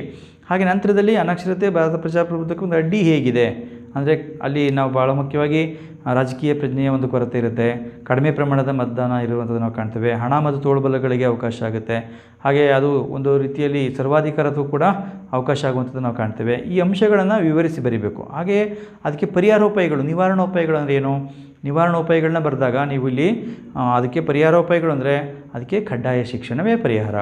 ಅದಕ್ಕೋಸ್ಕರ ನಾವೇನು ಮಾಡಿದ್ದೀವಿ, ಹಲವಾರು ಕ್ರಮಗಳನ್ನ ಭಾರತ ಸರ್ಕಾರ ಕೈಗೊಂಡಿದೆ. ನೀವು ಹಿಂದಿನಿಂದಲೂ ಕೂಡ ಸಂಕ್ಷಿಪ್ತವಾಗಿ ಪೀಠಿಕೆಯಲ್ಲಿ ರಾಷ್ಟ್ರೀಯ ಶಿಕ್ಷಣ ನೀತಿ, ಹಾಗೆ ಆನಂತರದಲ್ಲಿ ರಾಷ್ಟ್ರೀಯ ಪಠ್ಯಕ್ರಮ ಚೌಕಟ್ಟಿರ್ಬೋದು, ನಂತರದಲ್ಲಿ ಬಂದಂಥ ಒಂದು ಸಂವಿಧಾನ ತಿದ್ದುಪಡಿ 86ನೇ ಸಂವಿಧಾನ ತಿದ್ದುಪಡಿ ಕಾಯ್ದೆ ಏನಿದೆ ಅದನ್ನು ನೀವು ಬರೆದು, ಆನಂತರ ಈ ಒಂದು 86ನೇ ತಿದ್ದುಪಡಿಗೆ ಅನುಗುಣವಾಗಿ ಸಂವಿಧಾನಕ್ಕೆ 21A ವಿಧಿಯನ್ನು ಹೊಸದಾಗಿ ಸೇರ್ಪಡೆಗೊಳಿಸಲಾಗಿದೆ 2002ರಲ್ಲಿ. ಆನಂತರ 2009ರಲ್ಲಿ ಒಂದು ಉಚಿತ ಮತ್ತು ಕಡ್ಡಾಯ ಶಿಕ್ಷಣ ಕಾಯ್ದೆ ಅಂಥೇಳಿ ಒಂದು ಕಾಯ್ದೆಯನ್ನು ರೂಪಿಸಿ 2010ರಿಂದ ಅದನ್ನು ಜಾರಿಗೊಳಿಸಲಾಗಿದೆ. ಆ ಒಂದು ಕಾಯ್ದೆಯ ಮುಖ್ಯಾಂಶಗಳೇನು, ಅಲ್ಲಿ ನಿಮಗೆ ಒಂದು 6-7 ಅಂಶಗಳನ್ನು ಡಿಸ್ಕ್ರಿಪ್ಷನ್ ಬಾಕ್ಸಲ್ಲಿ ಲಿಂಕ್ ಕೊಟ್ಟಿರ್ತೇನೆ. ಆ ಒಂದು ವಿಡಿಯೋ ನೋಡಿ. ಅನಕ್ಷರತೆ ಭಾರತ ಪ್ರಜಾಪ್ರಭುತ್ವಕ್ಕೆ ಹೇಗೆ ತೊಡಕಾಗಿದೆ, ಅದಕ್ಕೆ ಪರಿಹಾರೋಪಾಯಗಳೇನು, ಎಲ್ಲ ಅಂಶಗಳು ನಿಮ್ಗೆ ಅಲ್ಲಿ ಸಿಗ್ತವೆ. ಅದನ್ನು ನೀವು ನೋಡ್ಕೊಂಡು ಆ ಒಂದು ಪ್ರಶ್ನೆಗೆ ಸೂಕ್ತವಾದ ಉತ್ತರವನ್ನು ಬರೀಲಿಕ್ಕೆ ಸಾಧ್ಯ ಆಗುತ್ತೆ.